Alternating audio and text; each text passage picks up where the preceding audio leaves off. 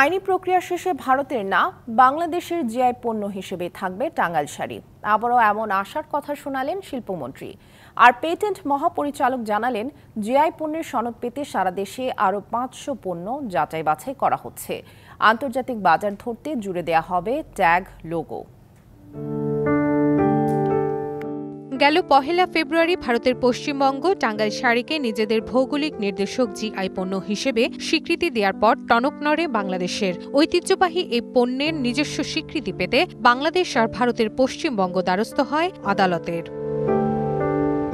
এরপর থেকেই জিআই পণ্যের তালিকা বড় করতে শিল্প মন্ত্রণালয়ের নির্দেশে গ্রাম বাংলা চষে বেড়াচ্ছেন জেলা প্রশাসক সহ স্থানীয় প্রশাসন।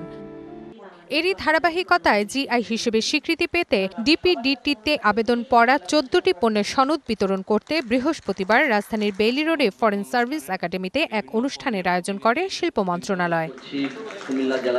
পরে সাংবাদিকদের প্রশ্নের জবাবে ডিপিডিটির মহাপরিচালক জানান, জিআই পণ্যের চূড়ান্ত স্বীকৃতি পেলে যুক্ত করা হবে ট্যাগ ও লোগো, যেন সহজ হয় আন্তর্জাতিক বাজার ধরা। প্রত্যেকটা জিও পণ্যের বাণিজ্যিক ব্যবহারের জন্য ট্যাগ, লোগোর ব্যবস্থা করব। ইতিমধ্যে আমাদের এই নীতিমালাটা তৈরির কাজ চলছে। টাঙ্গাইল শাড়ি জিআই প্রসঙ্গে শিল্পমন্ত্রী আবারও আশ্বস্ত করলেন, আইনি লড়াই শেষে মালিকানা পাবে বাংলাদেশি। টাঙ্গাইল থেকে যেহেতু আমরা পার্শ্ববর্তী দেশ, অনেকে গেছে অন্য কোনো পার্সপেক্টিভ হয়তো তারা দাবি করেছে, and we have to prove ইট। নিশ্চয়ই আমাদের দাবি সঠিক এবং আমরা অবশ্যই আশা করি টাঙ্গাইলের যে শাড়ি যে এটা আমাদেরই থাকবে বাংলাদেশে। প্রচারী প্রসার নীতিতে জিআই পণ্যের বাজার সম্প্রসারণে দূতাবাসগুলোকে আরও তৎপর হওয়ার তাগিদ দেয় শিল্প মন্ত্রণালয়।